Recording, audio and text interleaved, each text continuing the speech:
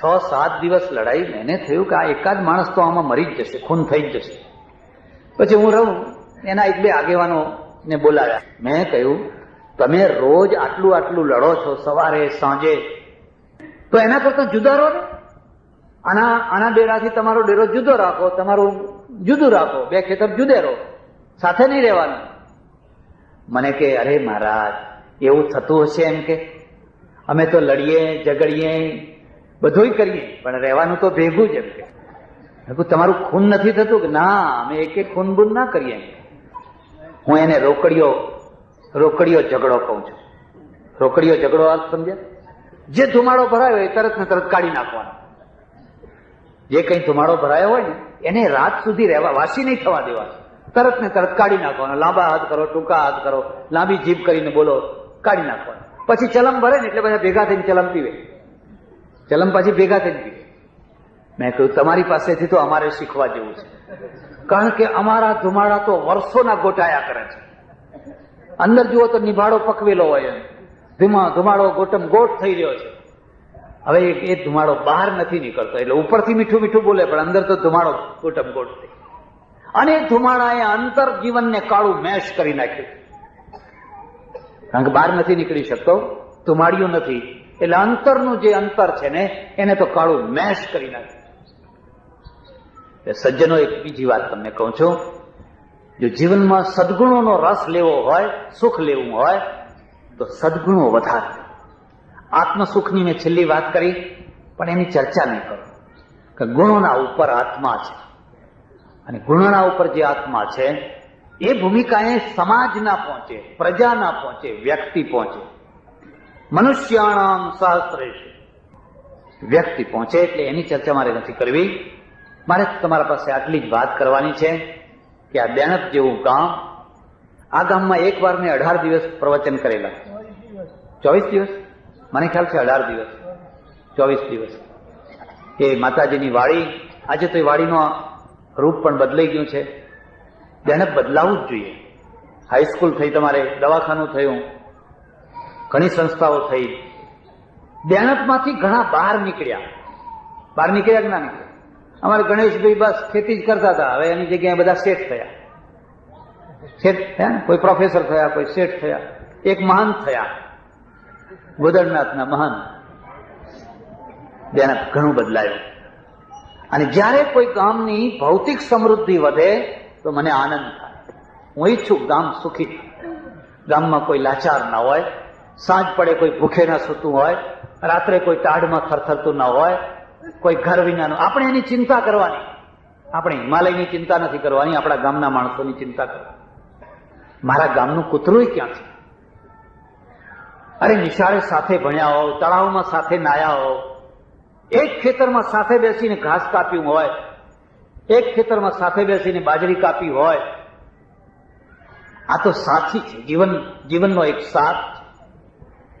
વ્યાસજી કહે છે, જો 2 લાકડા ભેગા થયા તણાતા નદીમાં, અને આગળ એક પથ્થરો આવ્યો ને એક લાકડું આમ ગયું, એક લાકડું આમ ગયું, તમારો સાથ ક્યારે છૂટશે એની કોઈ ખબર છે? કાયમના માટે તમે ક્યારે જુદા પડી જશો એની કોઈ ખાતરી છે? જો ખાતરી ન હોય તો જ્યાં સુધી સાથ છે ને ત્યાં સુધી એને સુખમય સાથ બનાવો, દુઃખમય ન બનાવો. પતિ પત્ની હોય તો ગાંઠ વાળો, હું મારા પતિને સુખ આપીશ, હું મારી પત્નીને સુખ આપીશ. અત્યાર સુધી મેં એને સુખ નથી આપ્યું પણ હવે એને હું સુખી કરીશ. 2 લાકડા ભેગા થયા છે, પરમેશ્વરે તમને મેળવી આપ્યા છે. જયારે જુદા પડશો ત્યારે તો પડવાના જ છો ને. તમારો સાથી હોય, તમારો ભાઈ હોય, તમારો પડોશી હોય, તમે એક કોમના હો, તમે બીજી કોમના હો, તમે ત્રીજી કોમના હો, જે સાથે છે ને એ તો સાથે મળીને રહેવાના. પ્રજાપતિ કોમની વાત કરું, સ્વામીજીએ બહુ સરસ વાત કરી. ધંધા ઘણા હોય પણ કેટલાક ધંધા એવા હોય કે જેમાં કોઈને કોઈની લાગણી દુભાતી હોય, કોઈને કોઈનો આત્મા દુભાતો હોય. માનો કે તમે વ્યાજ વટાનો ધંધો કરો છો, કરતા હોય તો તમે જાણો, હું એના વિરુદ્ધમાં નથી. જો એ ન્યાયસર થતો હોય, જો એ ધર્મ પ્રમાણે થતો હોય તો હું એના વિરુદ્ધમાં નથી. પણ ધંધાની સાથે ધર્મ રાખવો ને એનાથી મોટું કોઈ તપ નથી, એનાથી મોટું કોઈ વ્રત નથી. પછી તમે મંદિરમાં નહીં જાઓ તો ભગવાન તમારે ત્યાં આવીને ઉભો રહેશે. ભગવાનને ખોળવા નહીં જવું પડે, ભગવાન તમને ખોળતો આવે. પણ દુકાનમાં તમારા ધંધા જુદા, પછી મંદિરમાં આવીને કે એ મારા નાથ બધું હાચવજે તું. એટલે ધંધાની દ્રષ્ટિએ તમે જુઓ તો એવા ઘણા ધંધા છે કે જેમાં તમારે કોઈને અન્યાય કરવો પડે, કોઈની લાગણી દુભવવી પડે, કોઈને દુઃખ દેવું પડે. પ્રજાપતિનો ધંધો મહેનતનો ધંધો, મજૂરીનો ધંધો, પૂરી સાત્વિકતાનો ધંધો. એ એમ કહી શકે કે અમારા પૂર્વજો ગરીબ હશે, એ અમે માનીએ છીએ કે અમારા પૂર્વજો કોઈ બિરલા કે ટાટા નતા, પણ અમારા પૂર્વજો પાપી નતા. એમણે કોઈના હક નથી ડૂબાવ્યા, એમણે કોઈ પાપ નથી કર્યો. અમારા પૂર્વજો સાત્વિક હતા. એટલે આપણા ત્યાંની તો સંસ્કૃતિનો એક રિવાજ જ છે કે સાધુ સંન્યાસી નહીં પણ કોઈ પણ અતિથિ હોય ગામમાં જઈને પૂછે પ્રજાપતિનું ઘર ક્યાં છે. અને પાંડવોએ ઉતરેલા તો કોના ત્યાં ઉતરેલા? પ્રજાપતિના ત્યાં ઉતરેલા. પ્રજાપતિનું ઘર એટલે ધર્મશાળા. અને જેનું ઘર ધર્મશાળા બન્યું હોય ને એ પ્રજાપતિ છે. શબ્દને સમજજો, એ પ્રજાપતિ છે. પ્રજાનો પતિ. જે દુઃખી પ્રજા, જે લાચાર પ્રજા, જે આશરો ખોળતી પ્રજા, હવે રાત ક્યાં કાઢવી, માથું ક્યાં ઢાંકવું, એવી જે પ્રજા, એના માટે એક માણસ ઉભો છે, એક મારું ખોરડું તૈયાર છે. ભલે એમાં દેશી નળિયા હોય, ભલે એમાં લીંપણ હોય, પણ મારું નવું નક્કોર માટલું હું જાતે પાણીનું ભરીને તને મૂકી આપીશ. અને મારા ઘરમાં જે શેર લોટ છે અને દાળ છે તને કાઢી આપીશ. તું રસોઈ બનાવીને જમને મારા આંગણે રહે. આથી મોટો કોઈ ધર્મ છે ખરો? આથી મોટા કોઈ સંસ્કાર છે ખરા? એટલે પ્રજાપતિની જે કોમ છે, એક તરફ તો એ મહેનતનું કામ કરે, મજૂરીનું કામ કરે, સાત્વિકતા છે એમના સ્વભાવમાં. પ્રજાપતિના ઇતિહાસમાં જોજો, ચોરી કરનારા કેટલા નીકળ્યા, લૂંટફાટ કરનારા કેટલા નીકળ્યા, હિંસા કરનારા કેટલા નીકળ્યા, તોફાન કરનારા કેટલા નીકળ્યા? નહીં. બિલકુલ માઇલ્ડ પ્રજા, સીધી પ્રજા, સાદી પ્રજા, સરળ પ્રજા, ભક્તિવાળી પ્રજા, ધાર્મિક પ્રજા અને સૌના ઉપયોગમાં આવનારી પ્રજા. સૌના ઉપયોગ. કોઈ મંદિરમાં મહારાજ આવે તો માટલું પહોંચાડી આવે, કોઈ બીજાને જોઈતું હોય તો. અને સૌથી મોટામાં મોટી વાત છે, એ જે પાત્ર બનાવે છે ને એનું નામ રામપાત્ર છે ને. એ તો તમે બધા ચપણીઓ કરો છો. એ ચપ્પણીઓ નથી, એ તો રામ પાત્ર છે. કારણ કે રામ એમાં જમતા હતા એટલા માટે. એ જયારે પંચવટીમાં રહેતા હતા ને ત્યારે સોના ચાંદીના વાસણો નતા, એ રામ એમાં જમતા હતા એટલે એનું નામ રામ પાત્ર પડ્યું. તો આવી એક સાત્વિક કોમ, આવી એક નિર્મળ કોમ, આવી એક પ્રજાના સુખમાં વૃદ્ધિ કરનારી એક કોમ, આવી એક કોઈને દુઃખ ન દેનારી કોમ, એ કોમ આટલી સરસ મોટી ધર્મશાળા બાંધે, આટલી સરસ મોટા પોતાની વાડી બાંધે, આટલી એક વ્યવસ્થા કરે. આજે હું જોઈને આવ્યો, રસોઈ પાણી આ તે, મને આનંદ થાય. પાટીદારો બાંધે એ તો બાંધે, કારણ કે પાટીદારો તો ઘણા આગળ નીકળી ગયેલા છે અને બધાએ આગળ નીકળવાના છે. એ પણ તમને કહું, કઈ આગળ નીકળવાનો કોઈનો એકનો ઇજારો નથી. આવનારા 25 વર્ષમાં તમે જોજો કે જેમ કુંભાર પ્રજાપતિ ભાઈઓ આગળ આવ્યા, ઠાકોર ભાઈઓ આગળ આવશે, હરિજન ભાઈઓ આગળ આવશે, ઘણા આગળ આવ્યા છે. આજે આવ્યા છે કે નથી આવ્યા? 30 વર્ષ પહેલા જે ઢોર ચોરીઓ થતી આજે કેમ નથી થતી? 30 વર્ષ પહેલા કારણ કે ખાવાનો કોઈ બીજો રસ્તો જ નથી. આજે બધા કોઈ કંડક્ટર થયા, કોઈ ડ્રાઈવર થયા, કોઈ હીરા ઘસવામાં ગયા. જો રોજી મળતી હોય, જો રોટી મળતી હોય તો ચોરી કરવી કોઈને ના ગમે. એ તો ના છૂટકેનો ધંધો છે. કોઈ આધાર નહીં, કોઈ ઉપાય નહીં. છોકરા ભૂખે મળતા હોય તો ના છૂટકેનો આધાર છે. અને આપણી રાજ વ્યવસ્થા, આપણી સમાજ વ્યવસ્થા એવી હોય તો ઓછામાં ઓછું કોઈ માણસ ભૂખે તો ના મરે, એની તો કંઈક આપણે વિચારણા કરીએ. એટલે જે હજુ આપણને પછાત ભાઈઓ લાગે છે, બધા આગળ આવવાના છે. એક ટાઈમ એવો આવશે કે આ દેશની પ્રજા એક કક્ષાની પ્રજા થઈ જશે. તમે ઇંગ્લેન્ડમાં જઈને જુઓ, તમે અમેરિકામાં જઈને જુઓ, તમને નવાઈ લાગશે. બ્રિટનની રાણી કે બ્રિટનનો પ્રધાનમંત્રી થેચર, એ જે ચોખા ખાય છે એ જ ચોખા ત્યાંનો મજૂર ખાય છે. બજાર ગ્રોસરીમાં એ જ બંનેના માટે એ જ ચોખા છે. એમાં કોઈ ક્લાસ ભેદ નથી કે એના માટે સ્પેશિયલ ને એના માટે ફલાણા કેવું નહીં. સારામાં સારી વસ્તુ મજૂર પણ ખાઈ શકે છે. આ દેશનું પણ એ જ થવાનું છે જો સંપીને રહી જાણશો તો. અને જો અંદર અંદર લડી મર્યા, જો અંદર અંદર એકબીજાના પગ કાપવાના કામ કર્યા, તો જે દશા ભૂંડી દશા હતી એથી ભૂંડી દશા થશે. તમે સંપીને રહો, તમે હળી મળીને રહો, તમારા ગામને નિર્મળ બનાવો, પવિત્ર બનાવો, એકબીજાના ઉપર ક્ષમા ભાવ રાખો. આંખો લાલ શા માટે કરો છો? કોના ઉપર આંખો લાલ કરો છો? લાલ કરીને પેલાએ નખો જ કાઢી નાખ્યું. જુઓ, એ ત્રણ વચનો પૂરા કરવા ગયો, પોતાની જાતનું નખો જ કાઢી નાખ્યું. કોર્ટે ચડીને શું કરશો? વકીલોના પૈસા ગજવા ભરવાના છે. વિસનગર અને મહેસાણા અને અમદાવાદના ધક્કા ખાઈ અને ત્રાસી જવાના છે. આવો આપણે ભગવાનની કોર્ટને માનીએ. આવો આપણે કોઈ સંતોની કોર્ટને માનીએ. અમારા સ્વામીજીને વર્ષમાં એકાદ વાર બોલાવો, એક સપ્તાહ કરાવો. જુઓ તમારા અંતર બદલાય છે કે નથી બદલાતું. તમને એમ થશે કે ના હો, મારે હવે આ નથી કરવું, મારે આ કામ નથી કરવા. અરે મારા હાથથી આ ખોટું કામ થઈ ગયું. કોઈના બાળકને નિરાધાર બનાવી દીધો, કોઈની સ્ત્રીને મેં વિધવા બનાવી દીધી. અરે મારા હાથે આ કામ થઈ ગયું. તમને વેદના થવી જોઈએ, તમને પીડા થવી જોઈએ. લાવ હું એનું પ્રાયશ્ચિત કરું. આ પ્રજાપતિની વાડી થતી હોય તો પટેલોએ આગળ આવીને કહેવાનું, પ્રજાપતિઓ તમે અમારા ગામના છો, કોઈ પણ જરૂર હોય અમે ઉભા છીએ તમારી સાથે. ભલે વાડી તમારી, પણ 5 પૈસાની જરૂર હોય તો અમે આપશું. કારણ કે તમારા પૂર્વજોએ અમારા પૂર્વજોની ઘણી સેવા કરી છે કે નથી કરી? લગ્ન હોય, કોઈ પણ પ્રસંગ હોય, તમારા પૂર્વજોએ અમારા પૂર્વજોની ઘણી સેવા કરી છે. બદલામાં શું? 12 મહિને 10 કિલો બાજરી આપવાની હોય કે 10 શેર અનાજ આપવાનું, પેલું ઘરાઘવટી હોય ને એમ. આ ગામમાં આવી કંઈક નિર્મળ કોમનું એક કામ થતું હોય તો ગામના ઠાકોર ભાઈઓ છે કે બીજા ભાઈઓ છે એ આવીને ઉભા રહે. તમે ચિંતા ના કરશો, તમે અમારા ભાઈઓ છો, તમારું અમે રક્ષણ કરશું. અમારી જે શક્તિ છે ને એને રાક્ષસી શક્તિ નહીં થવા દઈએ, એને દૈવી શક્તિ થવા દઈશું.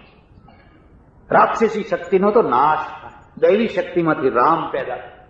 અમારી શક્તિને અમે દૈવી શક્તિ બનાવશું, એને રાક્ષસી નહીં થવા દઈએ. આ બધું ક્યારે થાય? ગામમાં સંતો આવે અને સંતો છે એ લોકોને સદગુણની વૃદ્ધિનું વાત શીખવાડે.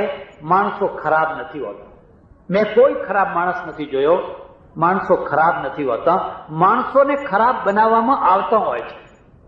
કાન મચેડીને ચાવીઓ ભરીને એમને ખરાબ બનાવવામાં આવતા હોય છે. તો સજ્જનો, આજે એક બહુ સરસ કામ થઈ રહ્યું છે. પ્રજાપતિ ભાઈઓ પોતાની વાડીનું ઉદ્ઘાટન કરાયું, જમણવાર કરાવી રહ્યા છે. આ એમનો જ પ્રસંગ નથી, આખા ગામનો પ્રસંગ છે. આજુબાજુથી પણ એમના મહેમાનો બધા આવ્યા હશે, એમના કુટુંબીજનો આવ્યા હશે. હું પરમેશ્વરને હૃદયથી પ્રાર્થના કરું, એમનો અભ્યુદય થાય, એ સુખી થાય, એમના બાળકો ભણે ગણે આગળ આવે અને એક ઊંચી કક્ષાએ પોતાનું જીવન ગોઠવે. ગામના જે પાટીદાર ભાઈઓ છે, ગામના જે ઠાકોર ભાઈઓ છે, ગામના જે હરિજન ભાઈઓ છે, વગેરે વગેરે જે કોઈ ભાઈઓ છે એ બધાના માટે પણ હું પરમેશ્વરને પ્રાર્થના કરું, તમારી શક્તિનો સરવાળો કરો, બાદ બાકી નહીં. હવે લડવું નથી, ઘણું લડ્યા. હવે લડવું નથી, હવે મળવું છે. આવો પ્રેમ. અને જે પહેલો પગે લાગે ને એ વૈષ્ણવ કહેવાય. એ હાથ જોડે તો હું જોડું, એ રાક્ષસ કહેવાય. જે પહેલો પગે લાગે એ વૈષ્ણવ કહેવાય. તમે નહીં, હું પહેલા હાથ જોડીશ, હું ભેટી પડીશ. આપણે જૂની વાતને ભૂલી જાઓ, નવા જીવન શરૂ કરીએ. જે જીવનમાં પરમેશ્વર છે, જે જીવનમાં કલ્યાણ છે, જે જીવનમાં વિકાસ છે, જે જીવનમાં શાંતિ છે. પરમેશ્વર ગામનું ભલું કરે, સૌનું ભલું કરે. આભાર, ધન્યવાદ. હરિઓમ.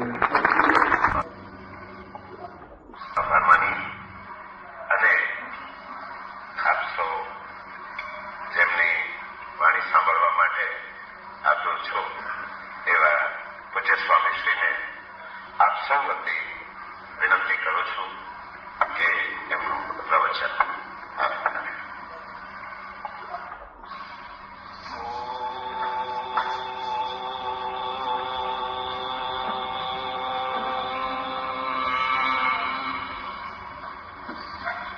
નમઃ શાંતાય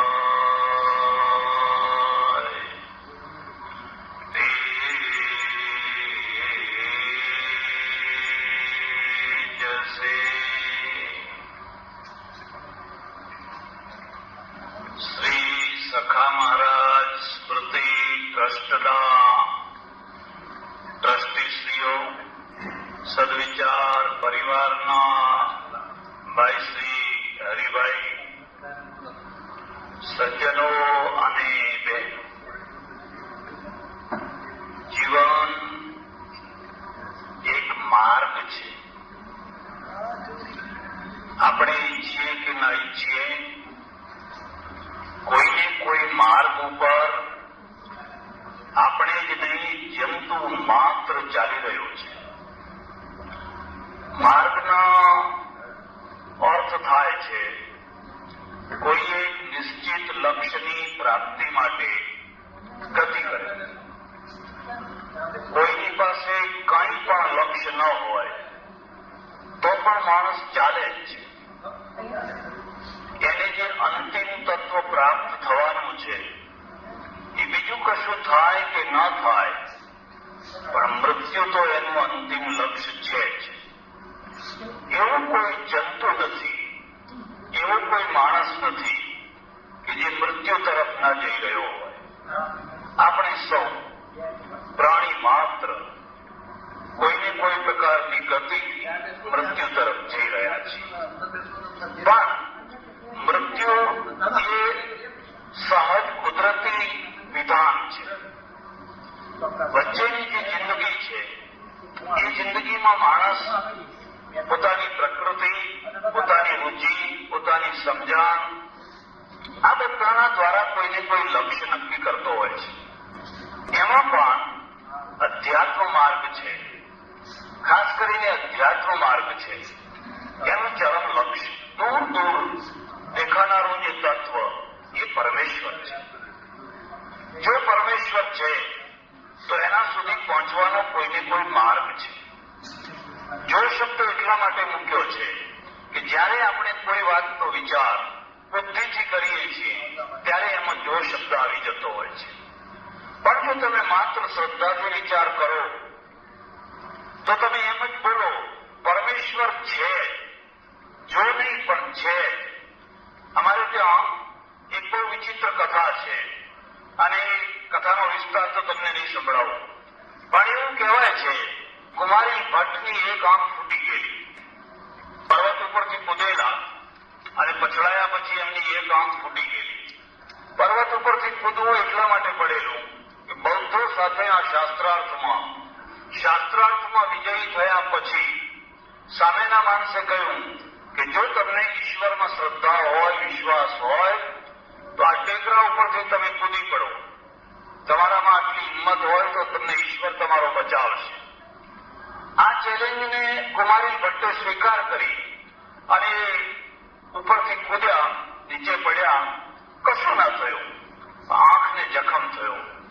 લોકોએ પૂછ્યું આવું કેમ થયું? તમને કશું ના નુકસાન થયું, પણ તમારી આંખને કેમ નુકસાન થયું? ત્યારે એમને જવાબ આપેલો કે મેં કૂદતી વખતે આવું હું બોલેલો કે જો ઈશ્વર હોય તો મને કોઈ નુકસાન ના થાય, તો હું એમ કેમ જીવતો રહું. એટલે એમ કેમ જીવતો તો રહ્યો, પણ પેલો જો હતો એ મને આડો આવ્યો. મેં જો ના વાપર્યો હોત તો મારી આંખને નુકસાન ના થયું હોત. એક બીજી વાત યાદ રાખજો, જિંદગીમાં બધા જ માણસો બુદ્ધિજીવી નથી હોતા, અને બધા જ માણસો જો બુદ્ધિજીવી થઈ જાય તો દુનિયા અને કમ્પ્યુટરમાં કોઈ ફરક ના રહે. કમ્પ્યુટર બુદ્ધિજીવી છે, કમ્પ્યુટરમાં લાગણીઓ નથી, કમ્પ્યુટરમાં ભાવનાઓ નથી, કમ્પ્યુટરમાં ઉર્મિઓ નથી. પણ માણસ છે એ માણસ તો ભાવનાથી, ઉર્મિથી, લાગણીઓથી છલકાતું જીવન જીવે છે. અને છલકાતું જીવન જે જીવાય છે એ થોડું બુદ્ધિથી થોડું પાર થઈને જીવાય છે. અને એટલે પ્રત્યેક બાબતને જ્યારે આપણે બુદ્ધિની ચકાસણી ઉપર ચકાસવા બેસીએ છીએ ત્યારે કદાચ આપણે ડાયા માણસ તો સાબિત થઈ શકીએ, પણ ઐતિહાસિક માણસ સાબિત ના થઈ શકીએ. કારણ કે ડાયા માણસનો ઇતિહાસ નથી હોતો, મોટાભાગે ગાંડા માણસોનો ઇતિહાસ હોય છે. પછી એ રાજકીય ક્ષેત્રમાં હોય, સામાજિક ક્ષેત્રમાં હોય, કે ભક્તિ માર્ગમાં હોય, કે ધાર્મિક માર્ગમાં હોય, પછી એ સગાડસા શેઠ હોય, કે નરસૈયો હોય, કે મીરાબાઈ હોય, તુકારામ હોય, કે જ્ઞાનેશ્વર હોય, એમના જીવનને એમના વર્તમાન સમયના લોકો સમજી નથી શક્યા. અને આપણા વર્તમાનના સમયમાં પણ એક પ્રકારના માણસોને આપણે નથી સમજી શકતા હોતા. પણ મારે આપને એટલી એક વાત કહેવાની છે કે કેટલાક માણસોના જીવનની અંદર હૃદય પ્રધાનતા હોય છે, લાગણીઓની પ્રધાનતા હોય છે. અને લાગણીઓ રિફાઇન થતી જયારે એટલી ઊંચી ભૂમિકાએ પહોંચે છે, બુદ્ધિ ત્યાં દાસ બને છે, બુદ્ધિ ત્યાં કિંકરી બને છે, બુદ્ધિ ત્યાં હાથ જોડીને ઊભી થઈ જાય છે. બુદ્ધિમાન માણસો એના પાછળ પગે ચાલતા થઈ જાય છે. અમારે ત્યાં એવા એકની અનેક દાખલાઓ છે. ચૈતન્ય મહાપ્રભુના મોટા ભાઈ સંન્યાસી થઈ ગયા અને સંન્યાસી થયા પછી ચૈતન્યના પિતા હતા, માતા હતા, એમને એક બહુ મોટી ચિંતા બેઠી કે મારે હવે આ એક દીકરો બચ્યો છે અને આ દીકરો પણ થોડી વૈરાગ્યની વાતો કરે છે અને એ જો સંન્યાસી થઈ જશે તો બહુ મોટો અનર્થ થશે, મારે તો છતાં છોકરાએ નિર્વંશ જવાની સ્થિતિ થશે. એટલે ચૈતન્યને સંન્યાસીઓથી દૂર રાખવાનો પ્રયત્ન કર્યો. પણ બધું એવું કે કેશવ કાશ્મીરી દિગ્વિજય કરતો કરતો કરતો ઠેઠ બંગાળ પહોંચ્યો અને કેશવ કાશ્મીરીનું સંસ્કૃત સાહિત્યમાં બહુ મોટું પ્રદાન છે, બહુ મોટું અદભુત સ્થાન છે. એવું કહેવાતું કે કેશવ કાશ્મીરી જ્યારે ચાલે તો જે રસ્તે જવાનો હોય એ રસ્તાના પંડિતો ગામ છોડીને ભાગી જાય. મોગલોનું સૈન્ય ચાલે તો બંને તરફના લોકો ઉજ્જડ થઈને દૂર દૂર જતા રહે. એવી રીતે કેશવ કાશ્મીરી પણ જે રસ્તે ચાલે પંડિતો ગામ છોડી છોડીને ભાગી જાય. 18 ગાડા એના પુસ્તકો, 18 ગાડાની અંદર શાસ્ત્રો ભરેલા હોય અને આવો એક મદોન્મત્ત ધુરંધર પંડિત ગંગા કિનારે ઉતારો કરેલો અને ગંગા કિનારા ઉતારા ઉપર ઊંચી ગાદી ઉપર બેઠો બેઠો વિજયનો એક મત ચડતો હોય છે. એમાં કોઈને ચડે તો કોઈને આશ્ચર્ય નહીં પમાડવાનું, ન ચડે એ જ આશ્ચર્ય છે. સતત વિજય મળ્યા પછી પણ જો વિજયનો ભાર એના માથા ઉપર ના આવતો હોય તો હું ખાસ કહું છું કે એના ચરણની ધૂળ લઈને માથે ચડાવું. પૈસાના ડગલા ઉપર બેઠો હોય પણ પૈસાનો નિશો ન ચડતો હોય, વિદ્વત્તાના પ્રકાંડ શિખર ઉપર બેઠો હોય અને વિદ્વત્તાની જરા પણ એને અસર ન થતી હોય, સત્તાના મોટા સિંહાસન ઉપર બેઠો હોય અને છતાંય સૌને હાથ જોડીને ફરતો હોય તો સંતોને ખોળવા હરદ્વાર ના જશો, કદાચ ભટકીને પાછા આવશો. સંતો તો તમારી પાસે બેઠેલા છે, માત્ર આંખ ઉગાડવાની જરૂર છે. એનું એક ટૂંકું જ એક લક્ષણ છે, શક્તિ પ્રચુર શક્તિ હોવા છતાં પણ જે પ્રચુર શક્તિના દિશામાં ન આવે એનું નામ સંત. અને આ પંડિત છે. અમારે ત્યાં બે માર્ગો છે, પંડિતોના માર્ગ અને સંતોનો માર્ગ. પંડિતોનો માર્ગ બુદ્ધિનો, વિદ્વત્તાનો છે, પાંડિત્યનો છે. એમાં રાગ છે, એમાં દ્વેષ છે, એમાં કટુતા છે, એમાં બહુ મોટી તલવાર છે. અને લોખંડની તલવાર કરતા વાણીની તલવાર, કલમની તલવાર બહુ ભયંકર હોય છે. આવી ભયંકર તલવાર જ્યાં સતત વિજયી થઈ હોય, કદી હારી જ ન હોય, એને મદ ન ચડે એ જ મોટી નવાઈ કહેવાય. એ બેઠેલો છે અને આજુબાજુના કેટલાય માણસો એના ગુણગાન કરી રહ્યા છે, ખમા ખમા ખમા કરી રહ્યા છે, એના મદને વધારે પાનો ચડાવી રહ્યા છે. એ પાઠશાળામાં ભણનારા નાના નાના વિદ્યાર્થીઓ અને નાના વિદ્યાર્થીઓમાંનો એક વિદ્યાર્થી ચૈતન્ય. અને ચૈતન્ય ગુરુની રજા લઈને જાય છે કેશવ કાશ્મીરીના દર્શન કરવા જાઉં. હું તમને એક ખાસ વાત કહું છું, તમે કદી કોઈના દર્શન કરવા જાઓ છો, તમારા જીવનમાં કદી તમને એવું લાગ્યું છે કે મારા સિવાય બીજા કોઈ માણસના અંદર દર્શન કરવા જેવી ક્ષમતા છે, એવું કદી તમને લાગ્યું છે?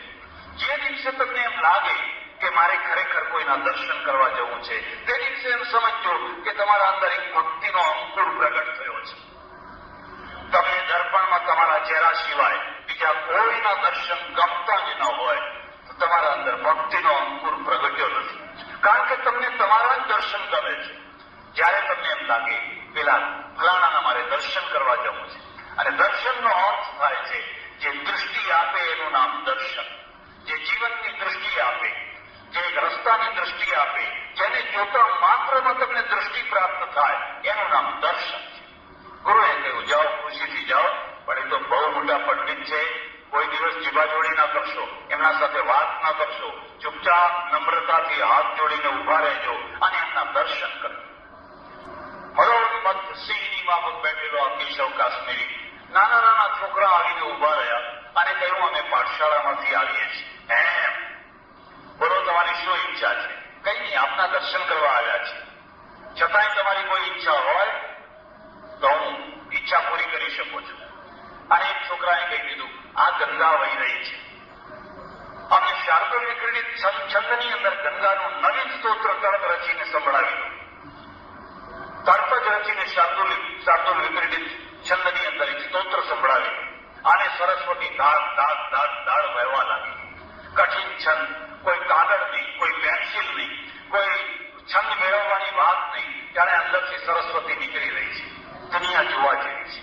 કોઈનું મસ્તિષ્ક જોવા જેવું છે, કોઈનો ચહેરો જોવા જેવો છે, કોઈનું હૃદય જોવા જેવું છે, કોઈની તિજોરી જોવા જેવી છે, કોઈનું ઘર જોવા જેવું છે, કોઈનું ગળું જોવા જેવું છે. તમે જુઓ તો ખરા, તમે બહાર નીકળીને જુઓ તો ખરા. માત્ર ચહેરો જ જોયા કરશો તો ઘણું જોવાનું બાકી રહી જશે. હમણાં જે ગાયક ગાતા હતા એમની પાસે કંઠ હતો, એમની પાસે ગળું હતું. કોઈનું ઘર જોવા જેવું છે, ભલે લીપેલું હોય, ભલે એમાં પિત્તળના 2-4 વાસણો હોય, પણ તમને એમ લાગશે કે અહીંયા રોગની અંદર ભગવાન બેઠેલો છે.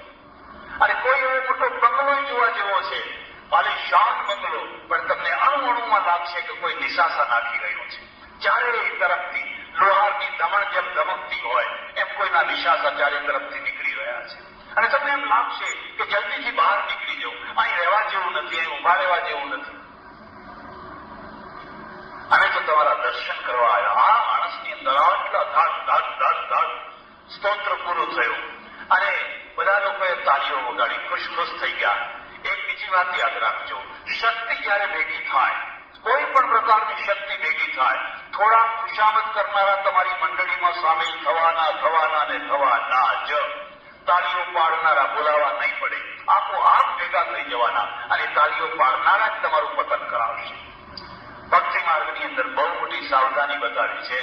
તો દુશ્મનથી ન ડરીશ, તારા વખાણ કરનારાઓથી ડરજે. એ તને ઊંચે ચડાવનારાથી ડરજે, કારણ કે ઊંચે ચડાવે છે પણ પછી સીડી ખેંચી લેતા હોય છે. અને વધારે મગરૂરથી આમ છોકરાઓ સામે જોયું, સાંભળ્યું મારું સ્તોત્ર સાંભળ્યું, બહુ વિભોર થઈ ગયા. અને પેલો ચૈતન્ય ધીરે રહીને બોલે છે, જો આપની આજ્ઞા હોય તો આપના સ્તોત્રમાંથી 12 ફૂલો હું કાઢી બતાવું. અને જયારે વજ્ર પડ્યું હોય, આ ટીણીયું છોકરું અને મને એમ કહે છે કે મારા સ્તોત્રમાંથી 12 ફૂલો હું કાઢી બતાવું. અને બહુ નમ્રતાથી કહે છે, જો આપની આજ્ઞા હોય તો. હવે કેવી રીતે કહેવાય ના કાઢો? એને કહ્યું ભલે ત્યારે કાઢી બતાવો. અને એ સ્તોત્ર એને બોલતા કહ્યું, અહીંયા વ્યાકરણની ભૂલ છે, અહીંયા છંદની ભૂલ છે, અહીંયા પ્રાસની ભૂલ છે, અહીંયા ફલાણી ભૂલ છે, અહીંયા ફલાણી ભૂલ છે. બારી બાર વાત પૂરી થઈ, ચહેરો ઉતરી.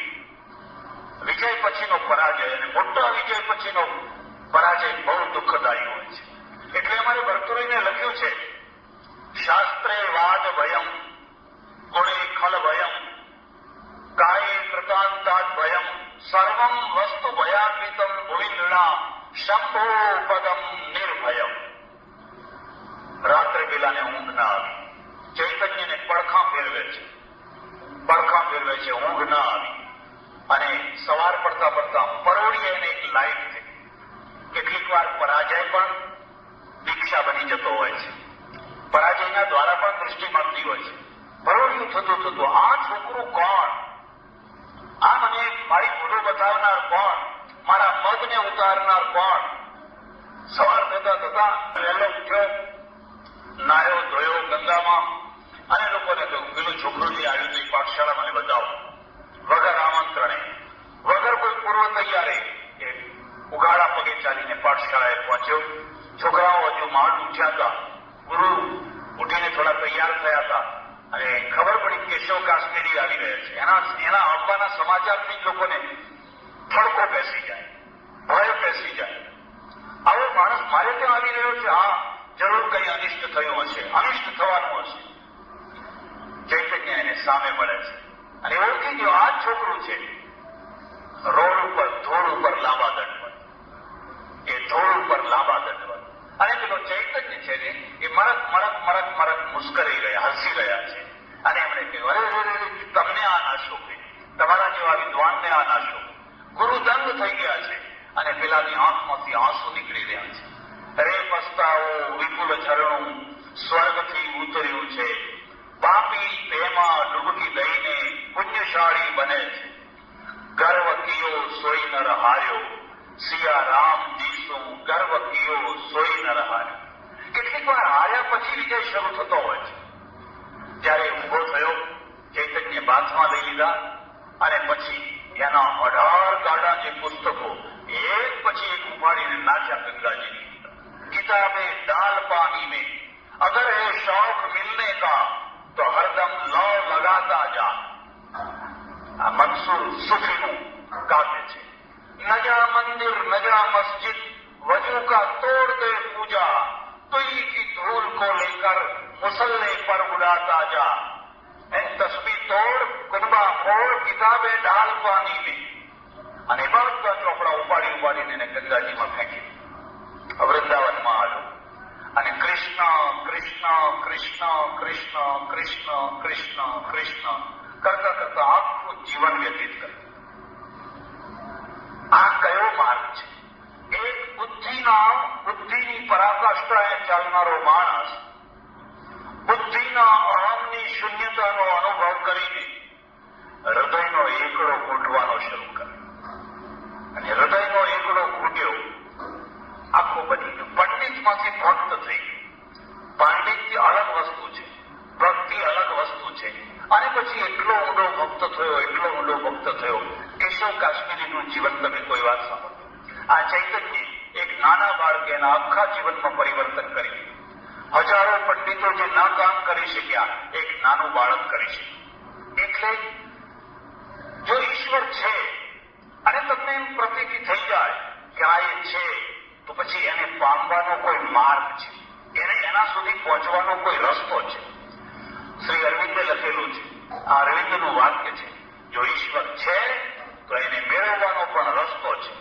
અને જો એ રસ્તો છે તો રસ્તો બતાવનાર કોઈ માણસ છે, ભૂમિઓ છે. અને જો રસ્તો છે તો રસ્તા ઉપર ચાલનાર કોઈ સાધક પણ છે. એવું ના બને કે હું ના ચાલ્યો, તમે ના ચાલ્યા એટલે કે રસ્તા ઉપર ચાલનાર કોઈ છે જ નહીં. એવું ના બને કે મને એ રસ્તો નથી ગમતો, તમને એ રસ્તો નથી ગમતો એટલે રસ્તો છે જ નહીં કે રસ્તો ખરાબ જ છે. એવું ના બને. હું એક બીજી વાત કહું છું કે એક બુદ્ધિના ગજથી આખી દુનિયાને માપવાનું કદી કામ ના કરશો. અને એવું જો કામ કરશો તો તમે નજીકના માણસના સાથે પણ પ્રેમ નહીં કરી શકો. તમારી પત્નીને પ્રેમ નહીં કરી શકો, તમારા પતિને પ્રેમ નહીં કરી શકો, તમારા બાળકોને પ્રેમ નહીં કરી શકો. કારણ કે બુદ્ધિ છે એ સતત એવા ગજથી માપતી હોય છે કે જેમાં પહેલો જે તસુ છે એ સ્વાર્થનો હોય છે અને છેલ્લો જે તસુ છે એ ઘૃણાનો હોય છે, નફરતનો હોય છે. સ્વાર્થથી શરૂ થયેલું માપ નફરતમાં પૂરું થાય અને પછી તમે હાથ ઘસતા રહી જાઓ.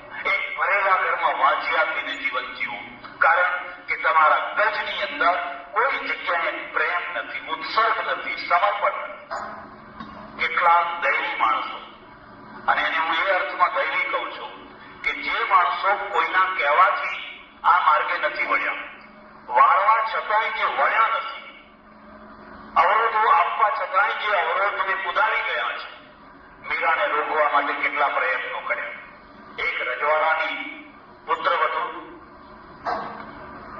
એક સારા રાજાના ઘરની રાણી અને સાધુઓ ભેગી જઈને નાચવા લાગે, એક પગમાં જાજરા બાંધીને નાચવા લાગે અને ગમે તેમ મર્યાદા છોડીને ગમે તેમ વર્તવા લાગે. કોણ સહન કરી શકે?